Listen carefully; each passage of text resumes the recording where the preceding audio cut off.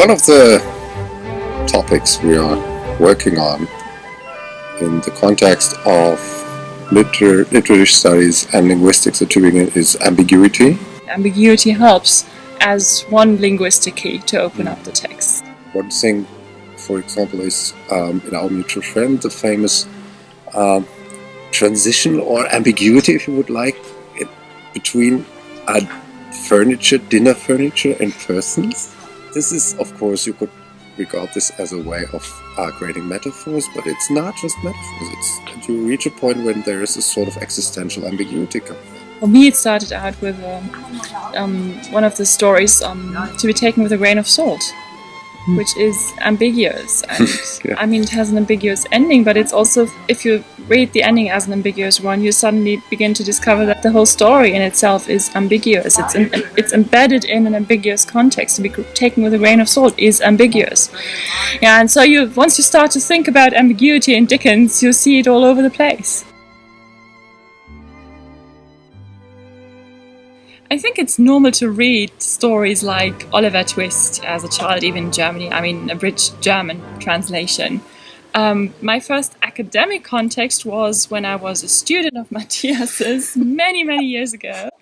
And we read Oliver Twist in a class on children in 19th century literature. And I had read a bit of Dickens, or I'd started to read a number of novels by Dickens and found them very difficult, so I didn't finish a single one. Then did the class, which sort of helped. It took me a bit of courage, but I started to read the novels. I finished reading them. And so it wasn't love at first sight for me. The novel I remember having read first in that context was Old Curiosity Shop, interestingly. So that was quite unusual. I had never heard of that novel before that.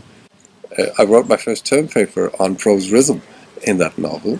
And Inge Leiberg made us compare, interestingly, the coach ride of Little Nell in the Old Curiosity Shop with a poem by Emily Dickinson, because I could not stop for death. It kindly stopped for me. And that was an eye-opener. It made me see the poetic quality of Dickens. So both Matthias and one of our doctoral students, Nicole Poppe, taught a class on Our Mutual Friend last winter, which I now taught in Berlin. And we read Our Mutual Friend in installments. So not really imitating the original reading process, but putting together 2 installments per week. Forbidding them to read the novel before. Exactly. And they had to document the reading in reading logs. And what happened in my class in Berlin was that students, most of them hated the novel to begin with, because it was so difficult. They didn't find their way into the story. I think the experience of reading Dickens as a non-native speaker is in so far overwhelming, as you do have to keep track of the language, of the plot lines, of the characters, of the names.